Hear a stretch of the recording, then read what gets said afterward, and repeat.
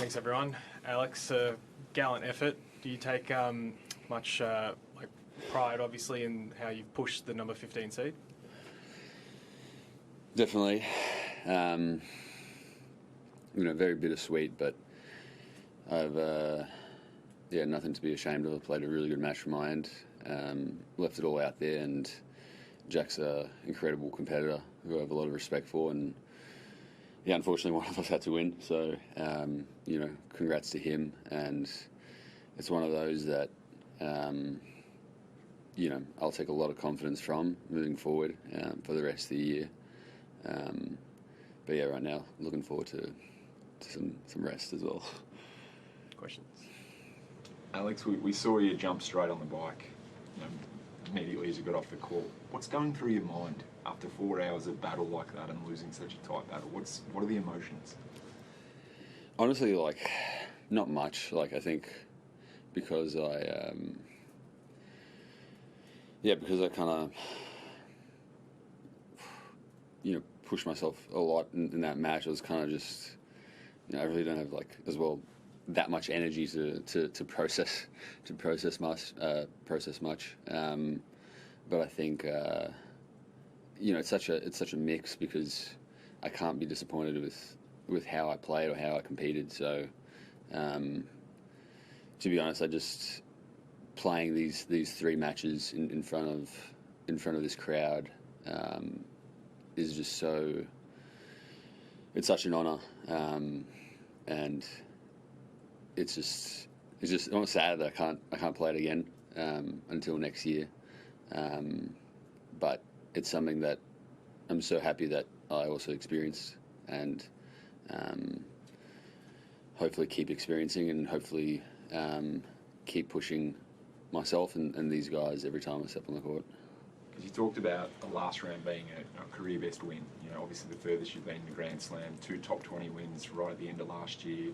You must feel like you're in a good place with your tennis, in a good position to really launch for this year.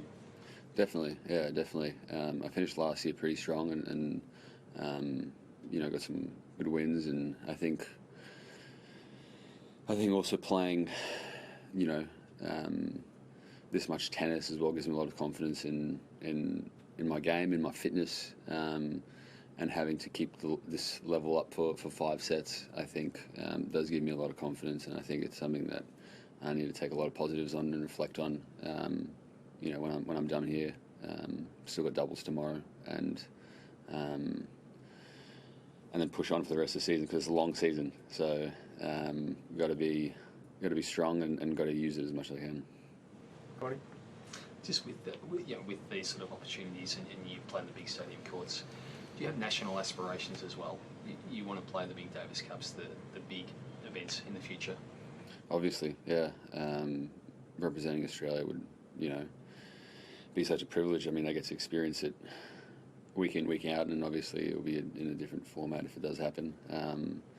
But it's also, I want to accomplish as much as I can. So whether that's going deep in the Slam, representing the Davis Cup, going deep in Masters, and I want to push whatever I can. Alex, I don't know how well you remember exact points, especially in the blur of it, but the 5-6 point in the tiebreak when Jack ran into the net and made the winner, and he slid so close to the net. I mean, I looked at the replay and were you aware of how close he was, and did you consider asking for the video review, which you could have asked for at that point? No.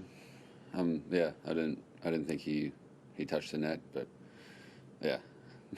Honestly, I didn't focus on it too much. It just kind of happened. But yeah, I guess that's the umpire's job at the end of the day as well. And you must have been aware that he'd played 2 5-setters in the run-up to that. Was there anything in your mind saying he must get tired at some point? He must at some point. Definitely. I think it was a mental battle with that. I think we were both pretty buggered. I think, in the 5 sets, there's such a momentum swing, and there's so many dips, and sometimes looking over your opponent, in just certain rallies,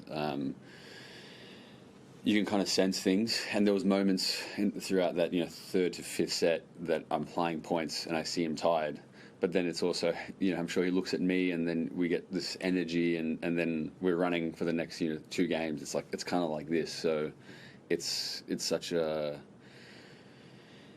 battle, but that's what makes it so great. I think that's why these 5-setters are so elite. That's why people love it, because it's so many ups and downs. It's like, oh, he looks like he's out of it, and then suddenly, he's sprinting side to side. I'm like, oh, come on, man. Just relax. Just getting back to what Courtney was talking about with Davis Cup, Leighton was obviously watching tonight, and you'd know a few of the guys that are in that squad are injured at the moment, and even Popperin wasn't in that squad, and he's sore too. I mean, have they said anything to you about being on standby or anything like that? Have there been any communication with you about it? No communication. Obviously a few guys are injured, but Leighton was there, and it was very nice to have his support. But my full focus was on the match, and I'm grateful that he was able to support me, and we'll see going forward. And goals for this year, you've obviously been in the top 50 before. That'd be obviously the first thing you'd like to do, but do you have any sort of big specific goals for this season? Not really. I think top 50 obviously, but it's also like I feel like now this is kind of like my, I don't know, maybe 6th year on tour, and it's sometimes like goals are good, but it's like you got to just focus on the match at hand, and I just kind of want to go as far as I can. I think playing these matches, winning some of them, gives me confidence that I can compete with anyone. So it's just using that and seeing what the ranking is at the end of the year. So by the sound of that, you're prioritising sort of getting further into the Grand Slams rather than having specific ranking goals at this stage. Yeah. So I mean, I think my next tournament is Dallas, so I'd be focusing on that. But I don't really. It's so tough because there's so many ups and downs, and I don't try to look too far ahead. Okay. Thank you, everyone. Thank you. Thanks, Alex. Thank you, guys.